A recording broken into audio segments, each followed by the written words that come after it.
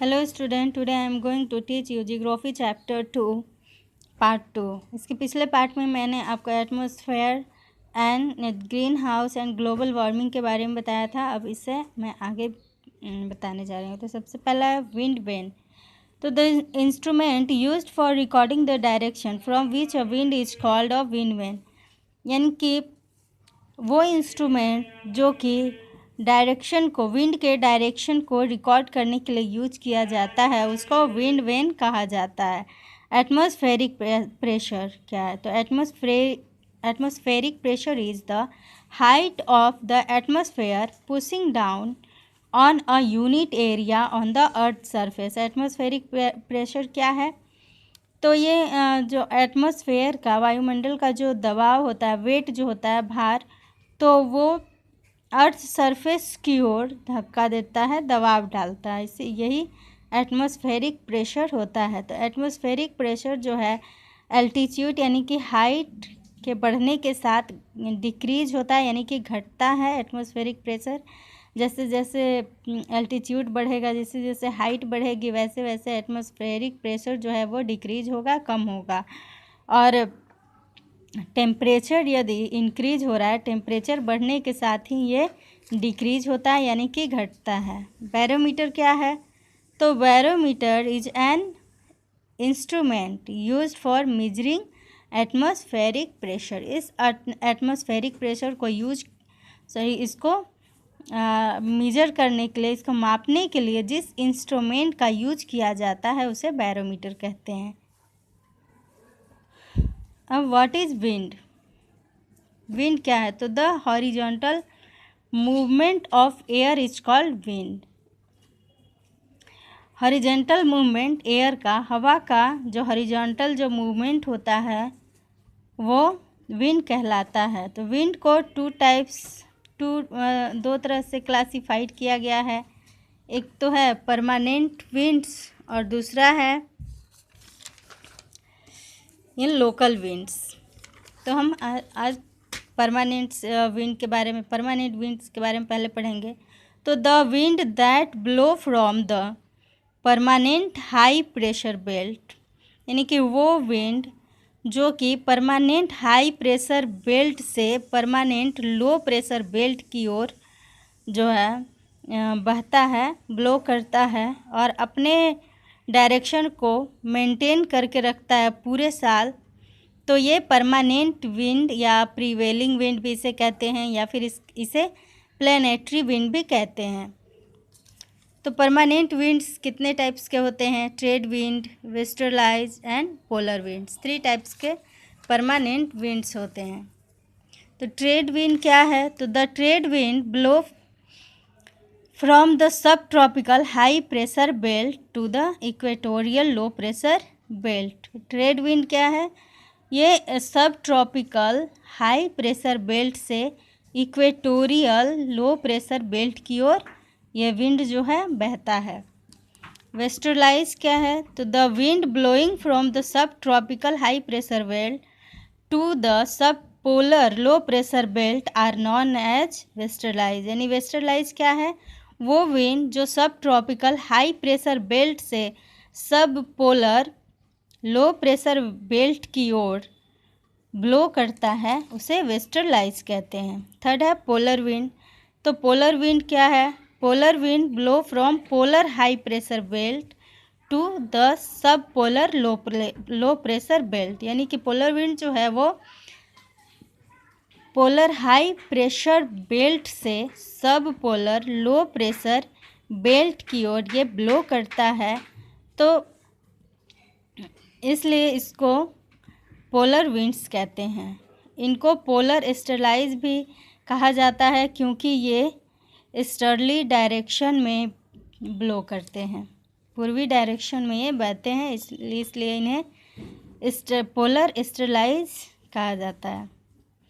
Second है दूसरा local winds. तो winds that arise due to local और रीजनल चेंजेस इन टेम्परेचर और pressure are known as local wind. Local wind क्या है? तो वो विंड जो कि लोकल या रीजनल चेंजेस, यानी कि किसी छोटे स्तर पे जो चेंजेस होती है, तो छोटे छोटे स्तर पे टेम्परेचर में या प्रेशर में जो चेंजेस होती है, तो उसके कारण ये जो विंड है, ये विंड बनते हैं, तो इन्हीं को लोकल विंड कहा जाता है। लोकल विंड 3 टाइप्स के होते हैं, तो लैंड ब्रीजेज, सी ब्रीजेज और द मानसून। तो लैंड ब्रीजेज क्या है? तो लैंड ब्रिजेज जो है, the breezes that blow from the land toward the सी।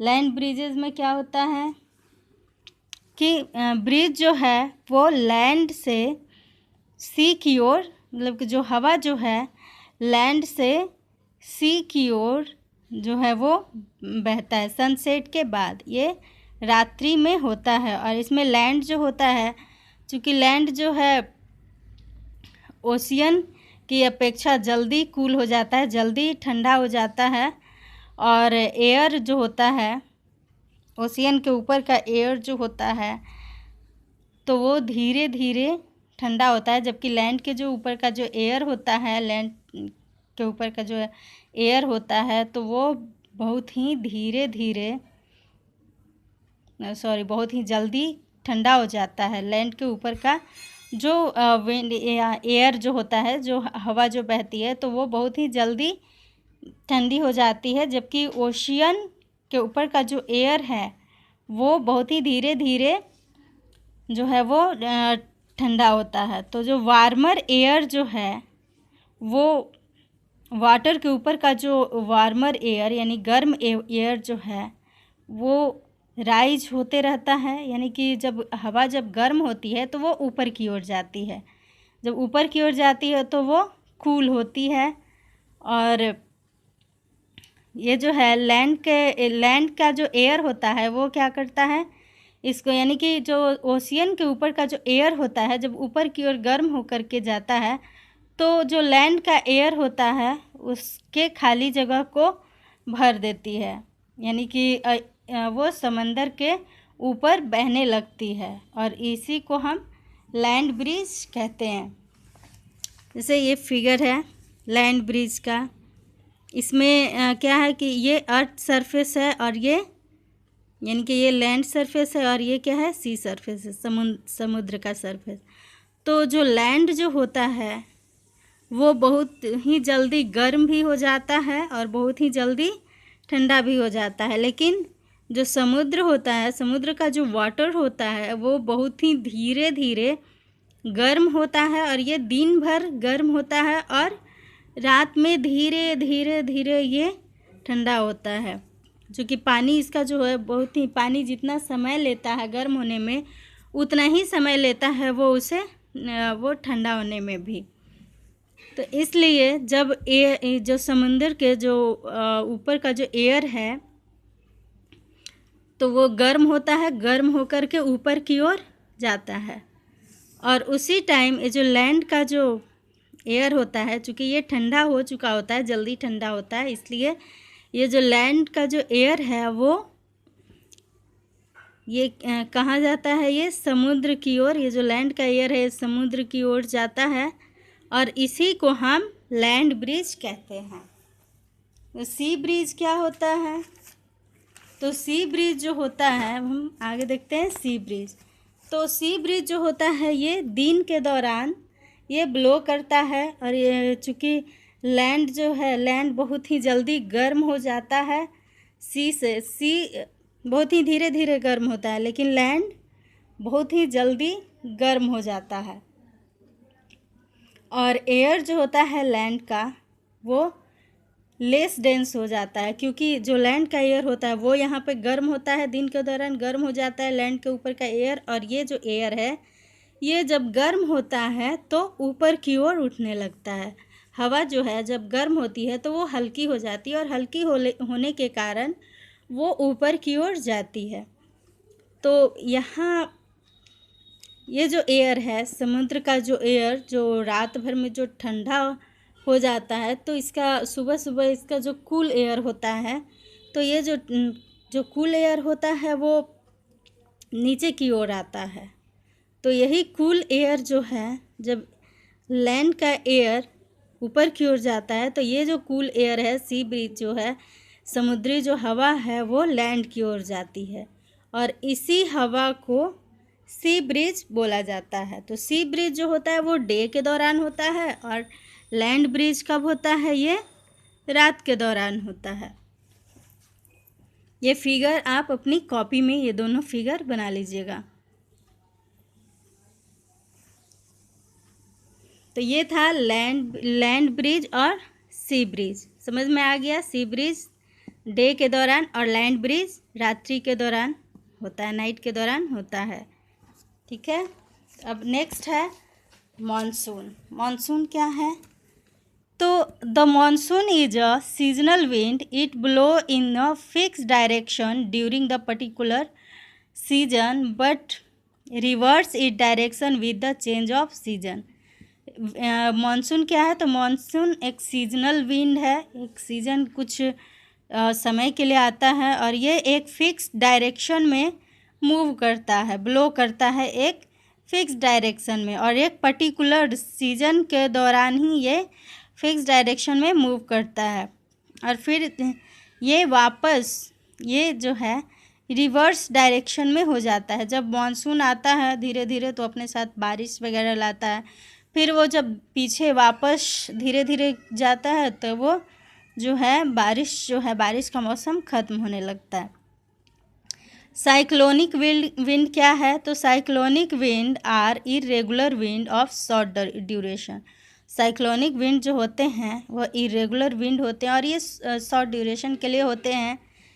ये जो है they are caused by pressure system known as cyclone and anti cyclone. ये किसके द्वारा होता है? किस प्रेशर सिस्टम के द्वारा होते हैं? लेकिन ये प्रेशर सिस्टम के द्वारा होते हैं और प्रेशर सिस्टम के कारण ही साइक्लोन और एंटी साइक्लोन होते हैं। मतलब इन्हीं साइक्लोनिक विंड को साइक्लोन या एंटी साइक्लोन के नाम से जाना जाता है। हम एक साइक्लोन के बारे में पढ़ेंगे जो 1999 में आया था, जैसे सुपर साइक्लोन जो है 1999 में आया था। तो the eastern coast of India is one of the most cyclone hit region of the world. जो हमारा जो इंडिया का जो ईस्टर्न कोस्ट है, जो पूर्वी तट है, तो वहाँ पे बार बार साइक्लोन आते रहते हैं और इन्हीं में से एक साइक्लोन जिसका नाम है सुपर साइक्लोन, तो ये उड़ीसा में आया था और चूँकि उड़ीसा समुद्री तट पे ही बसा हुआ है, तो ये 28 अक्टूबर 1999 को आया था। तो सुपर साइक्लोन के दौरान विंड का जो स्पीड था वो 300 किलोमीटर पर आवर तक पहुंच गया था और इसके कारण वॉल की एक बड़ी दीवार बन गई थी। इस विंड ने क्या किया था? एक वाटर के हाई वॉल को पुश किया था शोर तक, यानी कि तट तक, और इसके कारण लार्ज एरिया में जो कोस्ट के जो एक बड़ा जो पार्ट था, बहुत बड़े हिस्से पे फ्लड आ गया था समुद्री वाटर के कारण। तो ये तो था सुपर साइक्लोन।